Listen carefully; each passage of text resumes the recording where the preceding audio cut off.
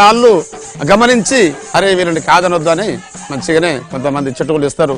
ఇక కొంతమంది ఒక్క తీరుకుంటారా సారు, కొంతమంది బెదిరిస్తారు, అదిరిస్తారు. అక్క ఏడుంది, అది ఏడుంది, ఇది ఏడుంది, మీకేమి ఇవ్వాలి, తర్వాత పోతే నాగలు దున్నవా, మూట కొట్టినవా, ఏం చేసినావు అని చెప్పని కొంతమంది అన్నా కానీ లేదు అట్ట కాదయ్యా, మేము మందలు పుట్టిన మందచ్చ భక్తులం, నీకు తోడుగా మేము ఉన్నాం, కానీ మమ్మల్ని నువ్వు అట్ట అనొద్దు ఇట్ట అనొద్దు అని చెప్పని మేము కొద్దిగా వాళ్ళని గౌరవం చేస్తాం.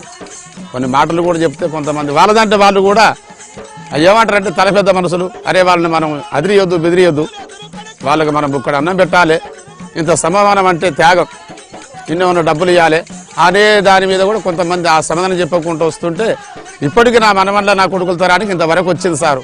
దాని గురించి కొద్దిగా ఇది మాకు డౌటే అనిపిస్తుంది. ఎందుకంటే ఇది ఉంటుందా పోతే టీవీలు అయిపోయినాయి, సెల్లులు అయిపోయినాయి, తర్వాత పోతే ఎక్కడెక్కడ సీరియల్ కూడా ఎంతో నడుస్తున్నాయి. మేము ఇంటి కూడా కజ్జెప్పుకుంటుంటే వాళ్ళు సీరియల్ పెట్టుకుని ఇంట్లో చూస్తాం.